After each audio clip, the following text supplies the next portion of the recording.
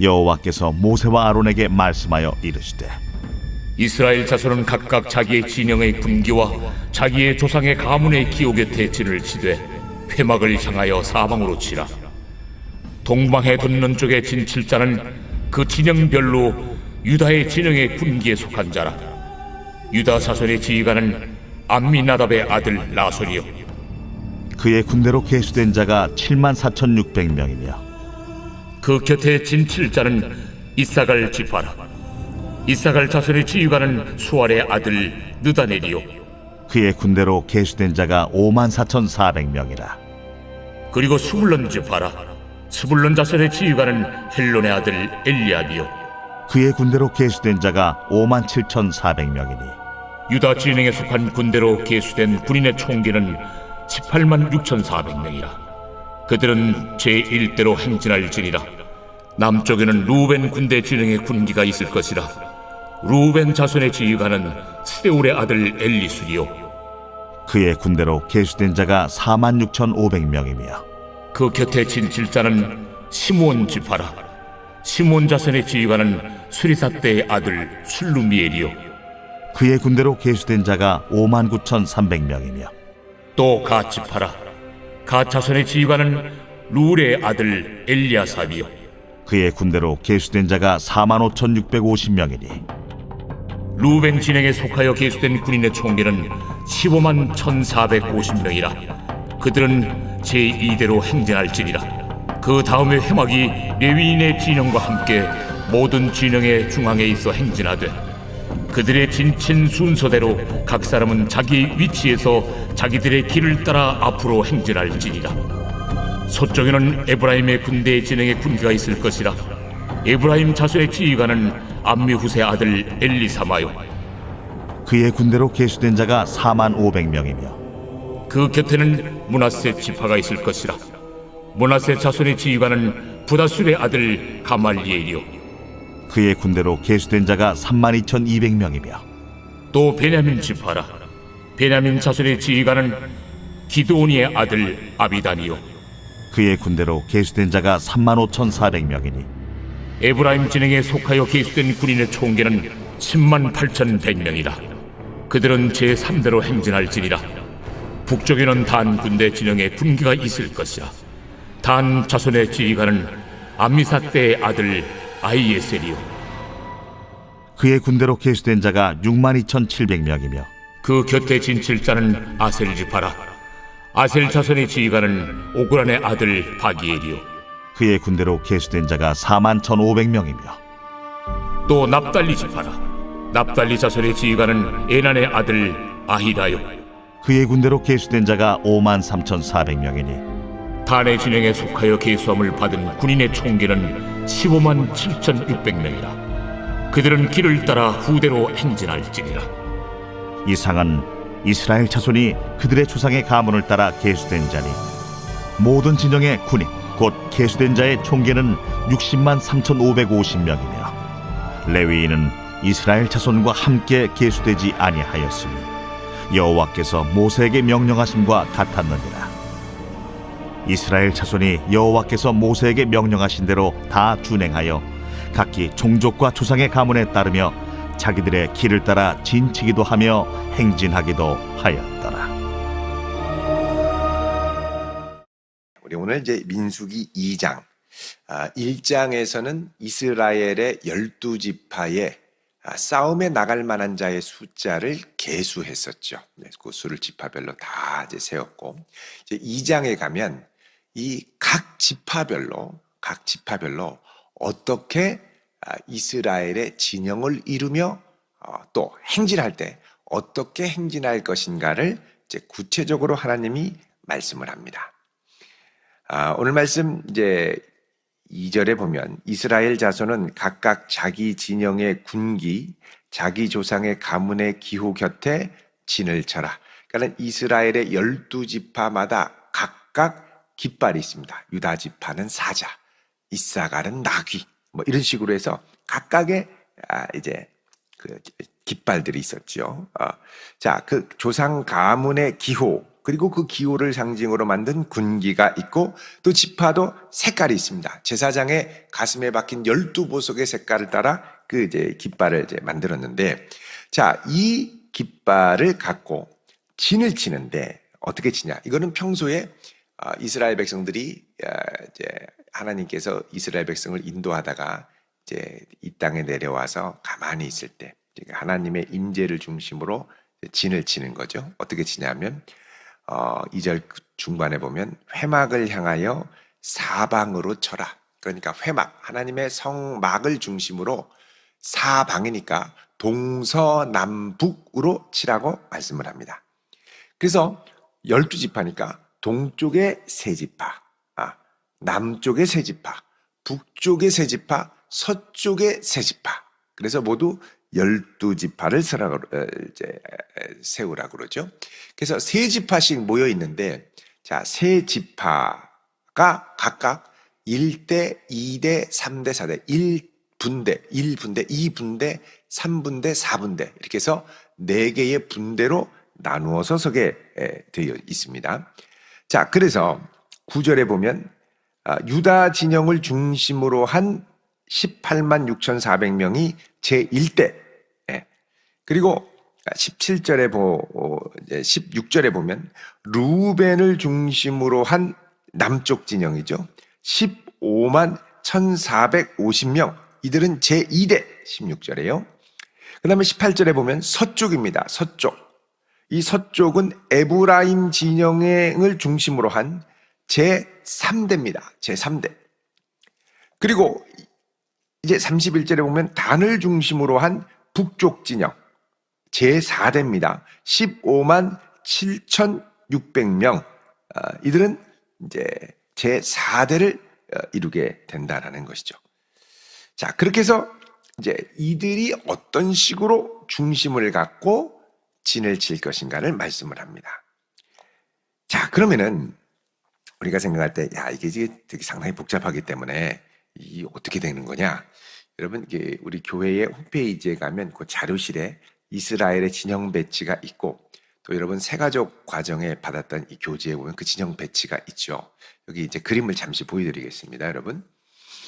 자, 여기 보면 이제 이스라엘의 진영 배치도입니다. 가운데에 성막이 있고, 그리고 여러분 보실 때 오른쪽에 유다를 중심으로 있죠. 이게 뭐냐? 제1대입니다. 제1대. 그 다음에 1번이 유다, 2번이 이사갈, 3번이 스불론 이렇게 돼 있죠. 그래서 유다를 중심으로 한 18만 6,400명 이렇게 돼 있습니다. 자, 여기에 따라서 보시면 여러분 3절에 동방 해돋는 쪽에 진칠자, 동쪽에 제일 중요한 방향이죠. 유다가 앞서고요. 그의 군대로 계수된 자가 74,600명, 이제 각 지파에. 그 곁에 진칠자는 이사갈, 그 곁에 바로 오른쪽에, 바로 위쪽에 있죠. 진행하는 쪽으로 가면 왼쪽에 이사갈, 그 다음에 우측에는 스불론. 이건 다 누구의 자녀냐면 레아의 자녀입니다. 레아의 자녀들. 여러분, 야곱이 사랑했던 아내는 라헬이었습니다만 첫 번째 맞아들인 아내는 레아였죠. 그리고 레아의 자손을 통해 메시아가 또 나옵니다. 그래서 하나님께서 세우신 이 첫째 아내를 통해서 이 세 지파가 자리를 잡게 되고, 자, 그 다음에 남쪽에는 뭐냐? 남쪽에는 루벤을 중심으로 있습니다. 루벤은 첫째였죠. 첫째였습니다. 레아가 낳은 첫 번째였는데 서모 비라와 간통을 하면서 장자의 기력에 탁월함을 발휘하지 못할 거라고 야곱으로부터 예언을 듣게 됐죠.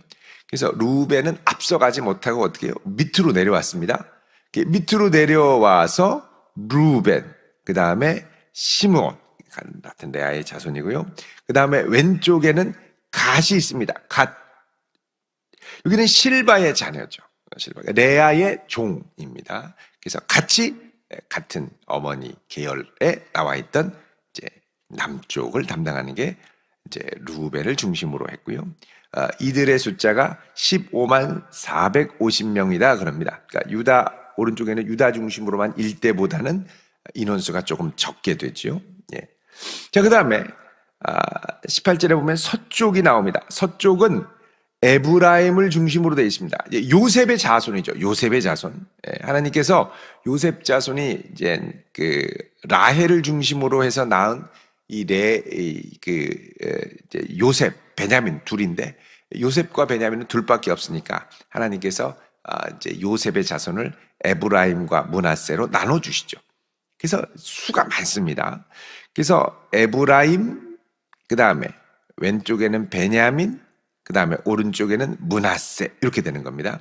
에브라임, 그러니까는 7, 8, 9 이 선수로 하면 에브라임, 그 다음에 20절에 므낫세, 그 다음에 22절에 베냐민 이렇게 되죠. 그래서 요셉 가문, 그리고 이제 베냐민 가문. 그래서 이게 다 라헬로부터 온 라헬은 영어로 하면 레이첼입니다, 여러분. 레이첼. 이 레이첼의 가문에부터 온 이 세 사람, 이 세 지파, 이 세 지파가 제3대를 이루면서 18만 1,100명 이렇게 됩니다. 자, 그 다음에 이제 북쪽입니다. 북쪽. 이 북쪽 진영의 핵심은 뭐냐? 단입니다. 단. 이 단과 그 다음에 누구냐? 납달리가 있죠. 단과 납달리. 그 다음에 아셀이 있습니다. 예. 그래서 요 세 지파를 합치면 15만 7,600명 이렇게 되죠. 그래서 이 단과 납달리는 이제 빌하의 이제 자녀들이고, 그다음에 아셀은 실바의 자손들입니다. 예. 그러니까 요 둘은 다 레아와 라헬의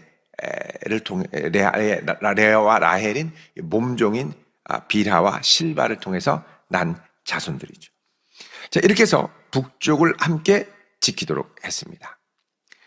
자, 이렇게 해서 이스라엘 진영은 동서남북, 그러니까는 이제 사실 이제 비슷한 어머니 계열, 또 비슷한 여종 계열, 뭐 이렇게 이제 왔단 말이죠. 근데 이거는 사실은 이제 긍정적으로 얘기하면 같은 마음과 생각을 나누고 갈등을 최소화할 수 있는 역할을 합니다. 레아와의 자손과 라헬의 자손이 같이 붙어 있다가는 또 사소한 문제로 티격태격할 수도 있죠. 그래서 이제 같이 붙여놨는데, 이제 문제는 이게 이제 부정적으로 영향을 가면 뭐냐? 같이 투덜댈 때는 함께 투덜대는 연합하는 불만 세력이 될 수 있다는 거죠. 그래서 나중에 다단과 아비람이 이제 루벤 자손과 나중에 이제 반역을 꾀할 때 이런 부정적인 효과가 이 진의 배치 안에서 이제 일어나기도 했습니다.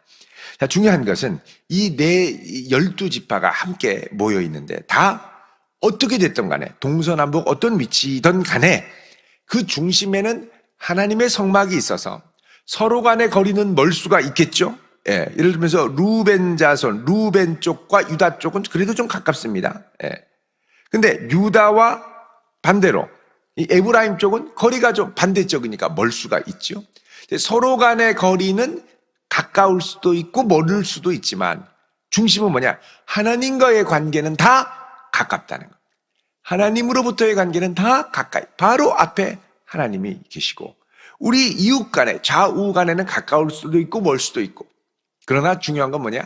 어디 있든지 간에 하나님과 가까이 함으로 하나됨을 이루는 백성들이라는 겁니다. 이게 이제 교회의 원형이죠. 구약의 교회니까 그리스도를 중심으로 그리스도가 임마누엘로 그의 백성들과 함께 계십니다. 그래서 좋은 교회가 되려면 성도들이 모두 주님과의 거리가 가까워야 됩니다. 주님과의 거리가 가깝지 않으면 자기들끼리 싸워. 주님과 가까이, 주님과 가까워져요. 주님과 가까워. 이 진영 배치는 주님과 가까이 하는 배치고, 두 번째는 뭐냐?